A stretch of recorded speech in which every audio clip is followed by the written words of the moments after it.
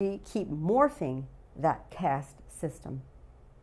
And the new Jim Crow is maintained and driven by the drug laws in this country. So the stop and frisk was justified, right, by the marijuana arrests. It was just like part of the new Jim Crow mentality.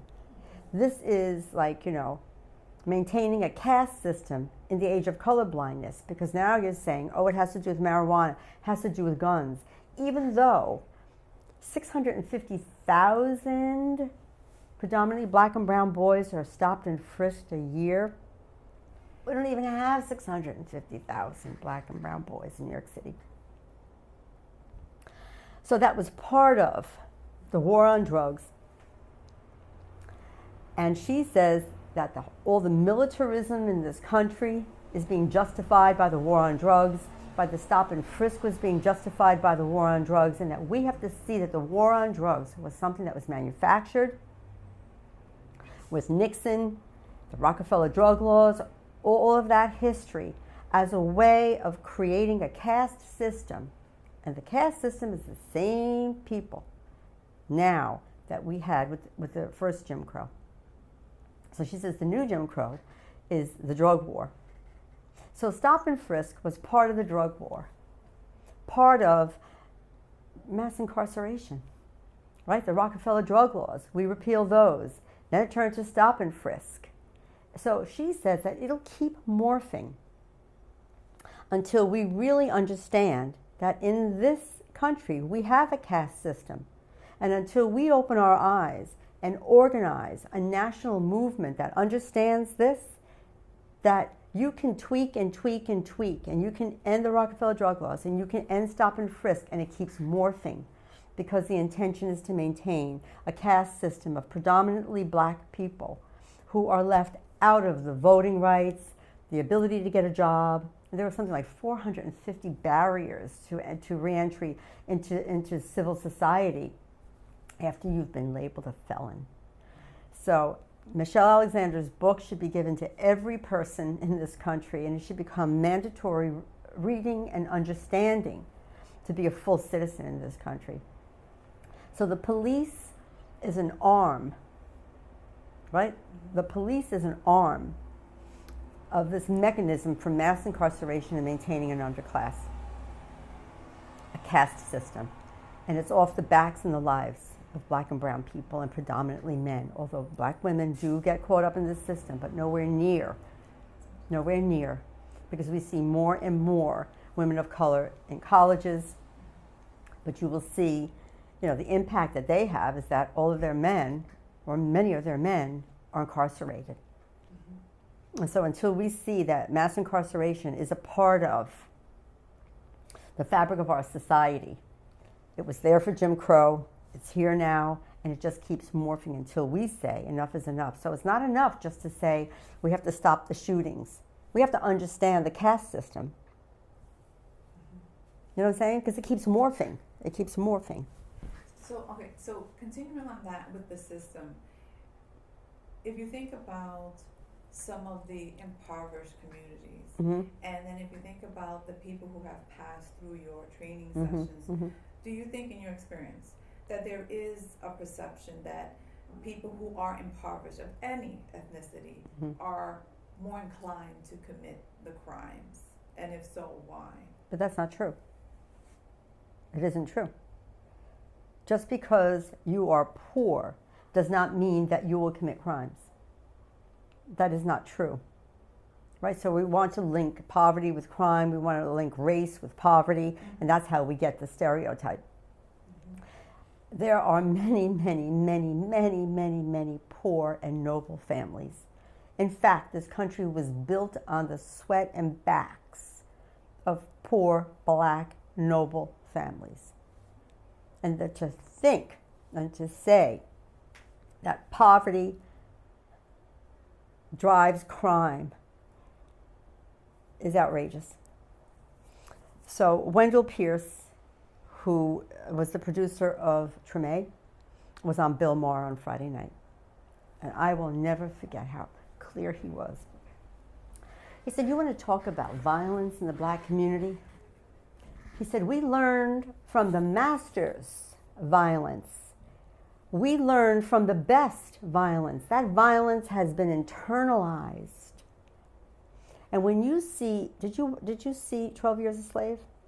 I haven't, but my husband has. When you see 12 Years a Slave and you see the violence perpetrated on those Africans who were enslaved, and you understand that the capacity to perpetrate violence was unbelievable.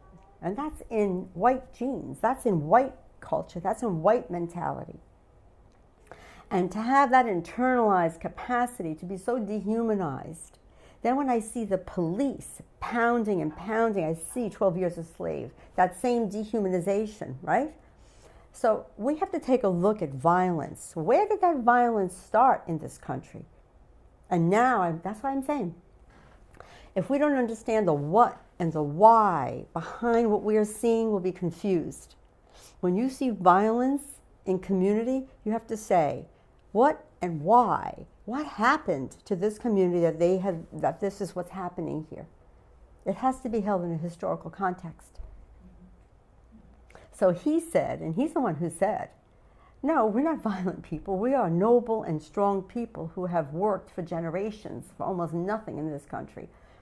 And there are many, many, many, many beautiful families who have, wonderful families. And this stereotype is being used to justify.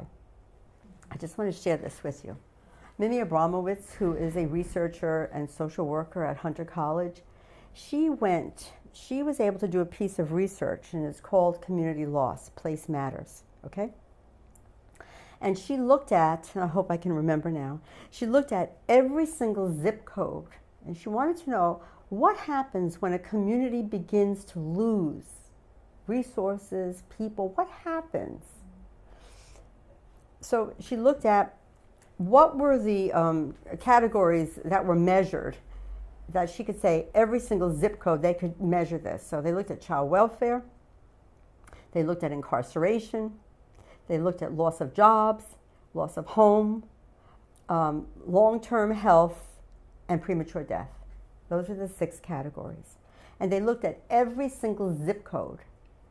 And what she found is that there are 5 communities where all 6 of those losses occur. And those communities are decimated because of the losses, because of the way child welfare behaves in certain communities. Children are removed. Because of the way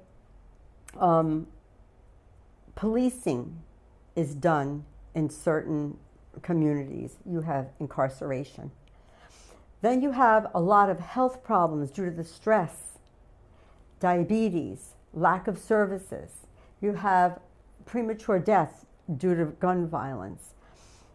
What she saw is that there were 5 communities that are impacted by these losses.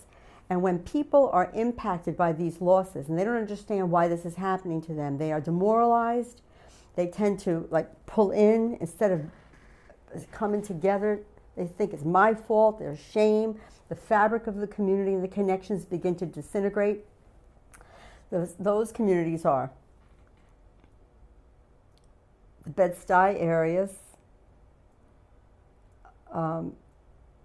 that's East New York, Harlem, South Bronx, oh Lord, I'm going to forget the Rockaways, and parts of Staten Island.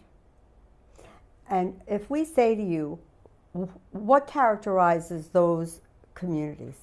Harlem, South Bronx, the East New York, right? Bed-Stuy, and Staten Island. What comes to mind? Black communities. And in fact, that's true. These communities are impacted the most by institutional impacts. Disempowering, creating stressors that are relentless, persistent, and never lets up. And so instead of looking at how these institutions are affecting these communities, we look at the communities and say, fix the people, fix the people, fix the people. Where child welfare needs to have a different look, where the policing has to be different, right? So you get the picture. So you mentioned about fixing the people, and I'm going to transition a little bit amongst the people about the N-word. Yes. Oh, I'm sorry. The N-word, you know. In the black communities, they use the N-word in a sense of endearment. Oh, that's my nigga. But if another ethnic background, let's say a white person, use it, it's offensive unless they have a deep-rooted relationship with that person, and it's okay. What, in your opinion, what is that N-word enabling, if anything? And what is some of the impact that it's continuing to have, or is it giving mixed signals? Mm-hmm. Then I will speak only as a white person about white people using that word, okay? Yes. I can't speak for people of color. Yes. But I will say that whenever it's all internalized racism, all of it is internalized racism, right? Whenever that word is used, white people are lifted. There's no downside for white people. Right? Mm-hmm. That's all I can say, is that whenever that word is lifted, if a white person says it, it brings people of color down. If it's in the space, white keeps lifting. So I don't know if that explains. I mean, I don't want to get into it, but there's no way out for white people to benefit from that. Right. No, I think your statement was extremely powerful. I said a lot with few words. Yeah. So I'm going to transition now a little bit to when, let's say myself, if I'm in a situation and if I feel it's one of racial bias, and you know, some people have the mindset of say, oh, well, a minority is very quick to